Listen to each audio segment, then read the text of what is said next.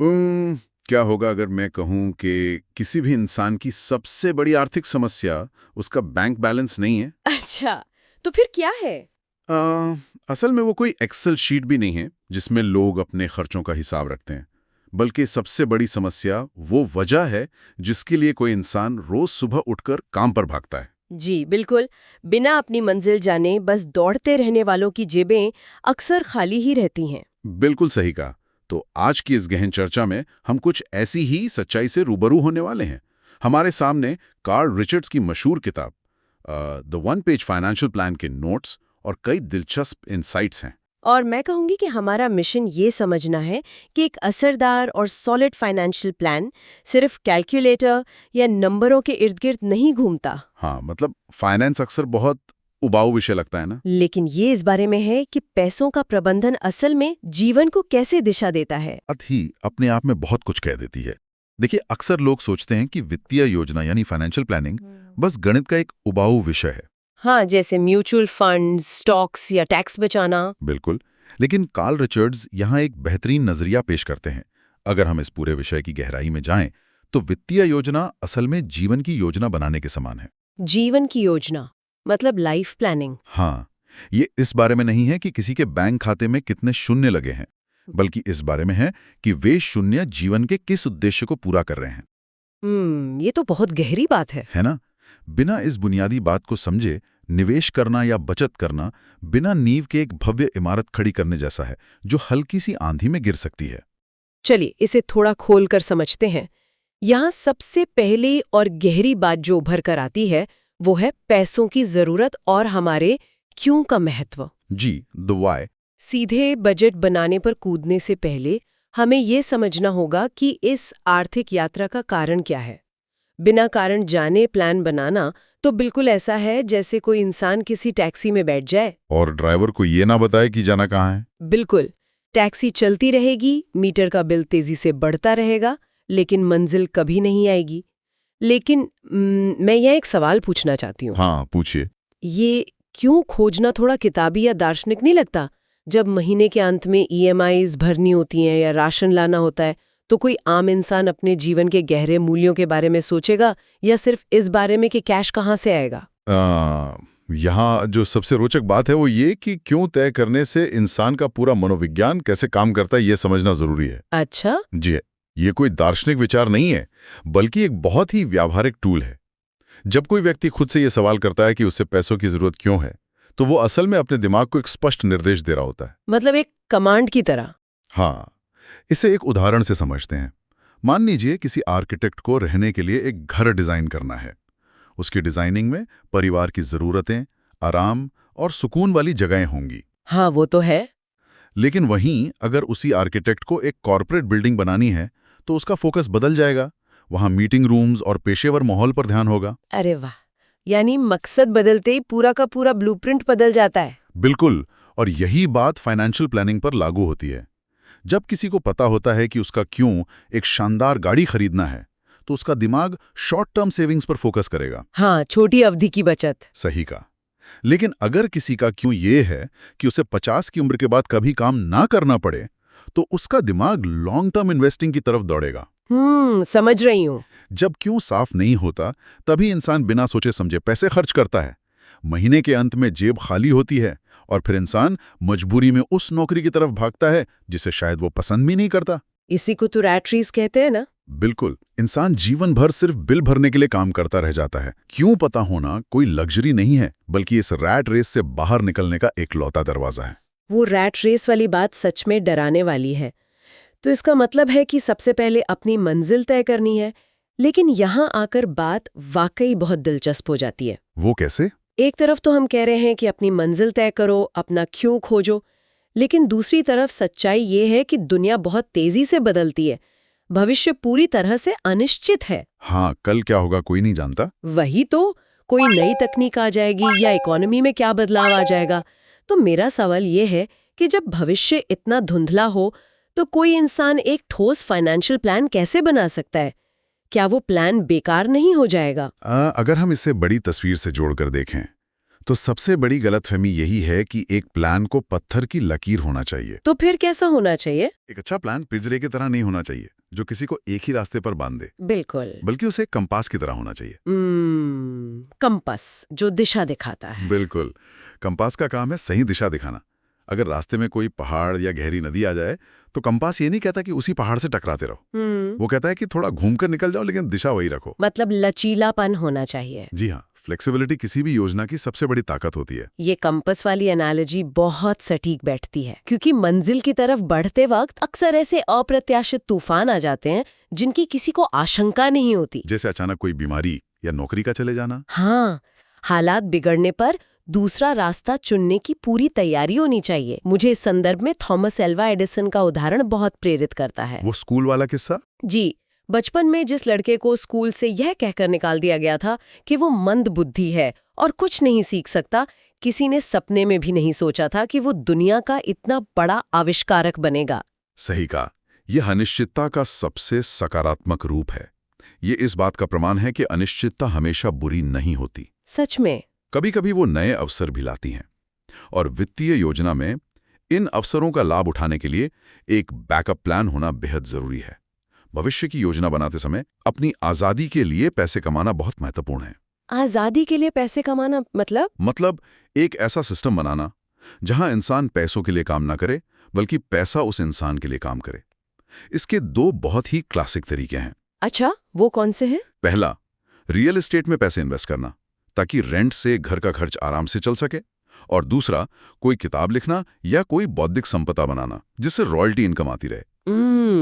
मैं इन दोनों तरीकों के मैकेनिज्म को समझना चाहती हूँ। आखिर ये काम कैसे करते हैं?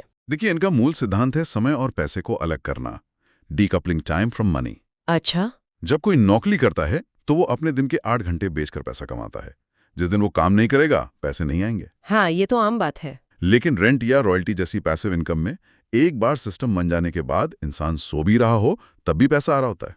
लेकिन यहां फिर से वही लचीलेपन वाली बात आती है। क्या लचीलापन?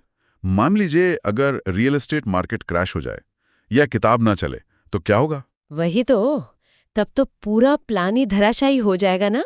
यहीं पर लचीलेपन की असली परीक्षा होती है। रुकना नहीं है, बस रास्ता बदलना है। अगर एक तरीका काम ना करे तो डिजिटल एसेट्स या डिविडेंड स्टॉक्स की तरफ मुड़ना होगा। कंपास दिशा दिखाएगा और दिशा है आर्थिक आजादी। बिल्कुल, रास्ता बदल सकता है पर दिशा नहीं। समझ गई, यानी तूफानों से निपटने के लिए एक लचीला कंपास तो मिल गया, लेकिन आगे बढ़ने से पहले ये जानना बहुत जरूरी है कि वर्तमान में कोई इंसान असल में खड़ा कहाँ है। जी, रियलिटी चेक। हाँ, बिना वर्तमान जाने भविष्य की तरफ कदम कैसे बढ़ाया जा सकता है, इसके लिए एक पेज पर टी शेप बैलेंस शीट बनाने का कॉन्सेप्ट सामने आता है। T shape? जी, एक सादे पन्ने पर बड़ा सा टी बनाना है। उसकी बाईं तरफ अपनी सारी इनकम और दाईं तरफ अपने सारे खर्चे और कर्ज लिखने हैं। ये सुनने में एक बहुत ही साधारण सी प्रक्रिया लगती है, लेकिन इसका मनोवैज्ञानिक प्रभाव बहुत गहरा और अक्सर चौंकाने वाला होता है। चौंकाने वाला क्यों? क्योंकि जब कोई अपनी आंखों के सामने अपनी इनकम में से खर्चे घटाकर असल बचत देखता है तो कई बार भ्रम टूट जाता है। पता चलता है कि जो पैसा बच रहा है वो तो ना के बराबर है। लेकिन मुझे यहाँ एक बात खटक रही है। क्या बात? अगर मैं इसे एक एनालॉजी से समझूं तो ये किसी मैराथन दौड़ने से पहले एक फुल बॉडी हेल्थ चेकअप करवाने जैसा है। वाह। अब मान लीजिए कोई व्यक्ति कागज पर अपनी सारी कमियों को, अपने भारी क्रेडिट कार्ड बिलों को एक साथ देखता है। हाँ। तो क्या वो इंसान ये सब देखकर घबरा नहीं जाएगा? क्या ये बैलेंस शीट उसे डराएगी नहीं? ये डर बहुत ही स्वाभाविक है। कई लोग अपनी बैंक स्टेटमेंट सिर्फ इसलिए नहीं खोलते क्योंकि उन्हें डर लगता है। लेकिन साइकोलॉजी हमें कुछ और ही बताती है। क्या बताती है? असल में इंसान का दिमाग सच्चाई से उतना नहीं घबराता जितना वो अनिश्चितता से घबराता है, अनसर्टेनिटी। अच्छा, मतलब जब पता ही ना हो कि चल क्या रहा है। बिल्कुल, जब किसी को ये पता ही नहीं होता कि उसके पैसे आखिर जा कहाँ रहे हैं या उसके ऊपर असल में कितना कर्ज है, तब वो एक धुंधले डर में जीता है जो रात की नींद उड़ा देता है। हाँ, लेकिन जब सारे सटीक आंकड़े कागज पर सामने आ जाते हैं तो दिमाग को एक अजीब सी स्पष्टता मिलती है। ये पता चल जाता है कि दुश्मन कितना बड़ा है और फिर रणनीति बनाना आसान हो जाता है। एकदम सही। यानी समस्या को अंधेरे से निकालकर रोशनी में लाना है, और इस लड़ाई का सबसे पहला कदम है कर्ज के बोझ को कम करना। जी, क्योंकि जब तक कर्ज रूपी पत्थर पैर में बंधा है, कोई ऊपर नहीं तैर सकता। इसके लिए एक बहुत ही प्रैक्टिकल कदम सामने आता है, अपने कर्ज देने वाले को सीधे फोन करना। बिल्कुल। और ये फोन करना सिर्फ जानकारी लेने के लिए नहीं है, ये अपने वित्तीय जीवन का नियंत्रण वापस अपने हाथों में लेने की शुरुआत है। मतलब पूछना कि असल में कितना लोन बाकी है। हाँ, और उस पर कितना ब्याज लग रहा है। यहाँ एक तार्किक सिद्धांत काम करता है। जिस लोन पर सबसे ज्यादा ब्याज लग रहा हो, जैसे क्रेडिट कार्ड का कर्ज, उसे सबसे पहले चुकाना चाहिए। सच में? इस ज्यादा ब्याज वाले कर्ज के पीछे का मैकेनिज्म क्या है? ये इतना खतरनाक क्यों है? क्योंकि यहाँ कंपाउंड इंटरेस्ट उल्टी दिशा में काम कर रहा होता है। अगर कोई निवेश करता है तो कंपाउंड इंटरेस्ट पैसों को बढ़ाता है। हाँ, वो तो अच्छी बात है। लेकिन कर्ज के मामले में ये ब्याज आपके पैसों को दीमक की तरह खाता है। ये एक ऐसे स्नोबॉल की तरह है जो पहाड़ी से नीचे लुढ़क रहा है, जो नीचे जाते जाते बड़ा होता जाएगा। बिल्कुल। इसलिए सबसे पहले उस सबसे तेज लुढ़कते स्नोबॉल को रोकना जरूरी है। तो आखिर इस सब का मतलब क्या है? बैलेंस शीट बन गई, कर्ज की स्थिति स्पष्ट हो गई और रणनीति भी बन गई। अब अगला कदम खर्चों को कम करके बचत बढ़ाना ही होगा। जी हाँ। लेकिन ईमानदारी से कहूँ तो बजट बनाने का नाम सुनते लगता है जैसे जीवन से सारी खुशियां छीन ली गई हों। हाँ, लोगों को लगता है सिर्फ उबली सब्जियां खानी पड़ेंगी। बिल्कुल। लेकिन इसका जो समाधान उभर कर आता है वो बहुत ही क्रिएटिव है। वो है बजट को गेमिफाई करना। इससे एक बहुत जरूरी सवाल उठता है कि क्या पैसे बचाना वाकई एक सजा की तरह होना चाहिए? नहीं होना चाहिए ना? बिल्कुल नहीं। असल में हमें अपने दिमाग को ट्रेन करना होता है। हमें अपने बड़े लक्ष्यों और छोटी इच्छाओं के बीच एक पुल बनाना होता है। उदाहरण के लिए मान लीजिए, क्या किसी का बड़ा लक्ष्य अगली सर्दियों में परिवार के साथ छुट्टियां मनाने जाना है? अगर हाँ, तो फिर रोज रोज महंगे कैफे में कॉफी पीना उस बड़े लक्ष्य को बर्बाद कर रहा है। अच्छा, मतलब अगर थोड़ा समय निकालकर घर का खाना ले जाया जाए तो छुट्टियों का लक्ष्य आसानी से पूरा हो सकता है। हाँ, ये त्याग नहीं है, ये प्राथमिकता तय करना है। ये नजरिया तो बहुत शानदार है। और खर्च कम करने के तरीके हमारे रोजमर्रा के जीवन में ही छुपे हैं, जैसे बाजार तक गाड़ी निकालने के बजाय साइकिल से चले जाना। सेहत भी सुधरेगी। हाँ, हर संडे को सिनेमाघर में पॉपकॉर्न पर हजारों खर्च करने के बजाय पड़ोसियों के साथ पार्क में समय बिताना। लेकिन सबसे कमाल का आइडिया तो बचत को एक वीडियो गेम की तरह देखना है। हाँ, इस गेमिफिकेशन के पीछे की साइकोलॉजी बहुत दिलचस्प है। जब हम कुछ खरीदते हैं तो हमारे दिमाग में डोपामाइन रिलीज होता है, जो खुशी का एहसास देता है ना। जी। लेकिन जब बचत को एक गेम बना दिया जाता है तो हम उस डोपामाइन को हैक कर लेते हैं। मान लीजिए कोई अपने पार्टनर के साथ एक प्रतियोगिता शुरू करता है कि कौन फालतू खर्चों को ज्यादा रोकेगा। अरे वाह, ये तो मजेदार है। या फिर कोई अकेला है तो वो पिछले महीने की कुल बचत को अपना हाई स्कोर मान सकता है और अगले महीने उस हाई स्कोर को तोड़ने की कोशिश कर सकता है। क्या बात है! जब कोई अपना ही हाई स्कोर तोड़ता है तो वैसी ही खुशी महसूस होती है। बचत भी हो गई और बोरियत भी नहीं हुई। बिल्कुल। लेकिन मैं यहाँ एक मिथक पर बात करना चाहती हूँ। इंटरनेट पर हर जगह एक नियम बताया जाता है, 10 या 20% बचत करने का नियम। ओह, वो नियम? हाँ, कहा जाता है कि अगर कोई 20% नहीं बचा रहा है तो वो बहुत बड़ी गलती कर रहा है। क्या ये नियम वास्तव में इतना पत्थर की लकीर है? देखिए, ये फिनांस की दुनिया के सबसे बड़े मिथकों में से एक है और इसे तोड़ना बहुत जरूरी है। वन साइज फिट्स ऑल वाले नियम असल जिंदगी में लागू नहीं होते। मतलब हर किसी के हालात अलग होते हैं। बिल्कुल।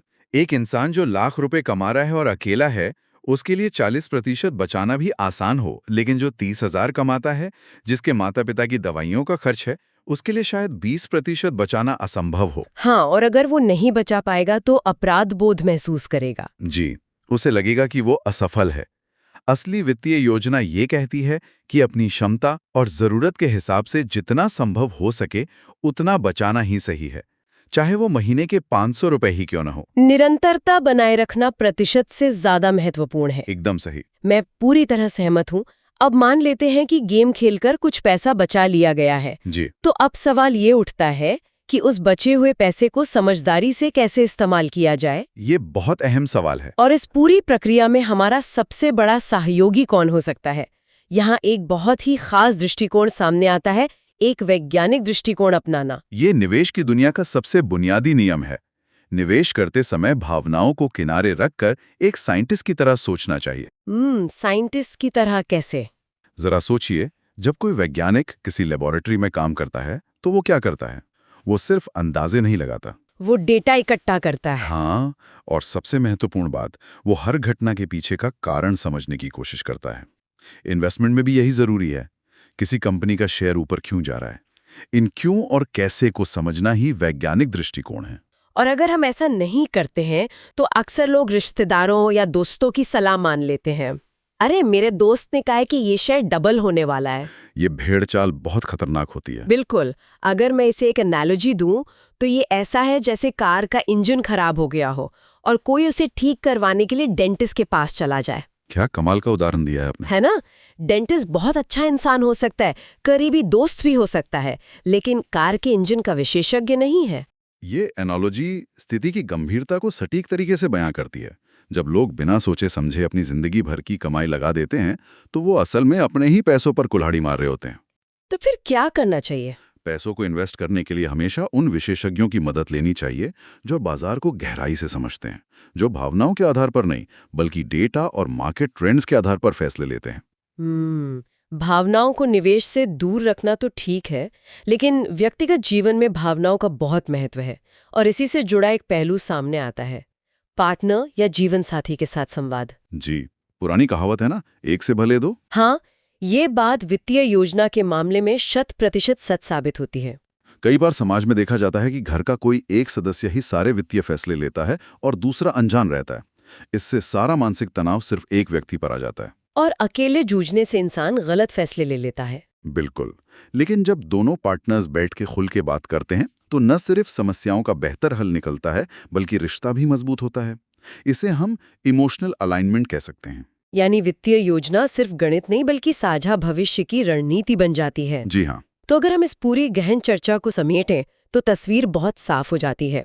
फाइनेंशियल प्लानिंग की शुरुआत किसी एक्सेल शीट से नहीं बल्कि अपने क्यों को खोजने से होती है। फिर एक कंपास जैसा लचीलापन होना चाहिए। जी, और बिना डरे सच्चाई का सामना करना है, बैलेंस शीट बनानी है और कर्ज रूपी स्नोबॉल को रोकना है। फिर बचत को एक मजेदार गेम में बदलना है और अंत में एक वैज्ञानिक की तरह विशेषज्ञों की मदद से निवेश करना है जिसमें पार्टनर का पूरा सहयोग शामिल हो। अगर इस पूरे सफर को एक वाक्य में कहें तो यह क्रिटिकल थिंकिंग और इमोशनल अलाइनमेंट का एक संतुलित मिश्रण है। बिल्कुल। जब इंसान के पास मजबूत कारण हो और हालातों के हिसाब से बदलने का लचीलापन हो, तब जाकर एक सॉलिड फाइनेंशियल प्लान तैयार होता है। क्या बात है! इस चर्चा ने फाइनेंस जैसे नीरस विषय को एक बेहद दिलचस्प यात्रा में बदल दिया। तो चलिए इस विश्लेषण को हम एक बहुत ही गहरे विचार के साथ यहीं छोड़ते हैं। जी। हमने जीवन की दिशा तय करने की बात की थी, लेकिन जरा एक पल के लिए कल्पना कीजिए, सोचिए कि कल सुबह सूरज निकले और किसी का सबसे बड़ा वित्तीय लक्ष्य पूरा हो जाए। मतलब आर्थिक आजादी। हाँ, मान लीजिए कि उस इंसान को जिंदगी में दोबारा कभी पैसों के लिए काम ना करना पड़े। तो उस आजादी के पहले दिन जब सुबह अलार्म नहीं बजेगा, वो इंसान अपना समय असल में किस काम में बिताएगा? क्या वो मानसिक रूप से तैयार है? इस पर विचार जरूर कीजिएगा।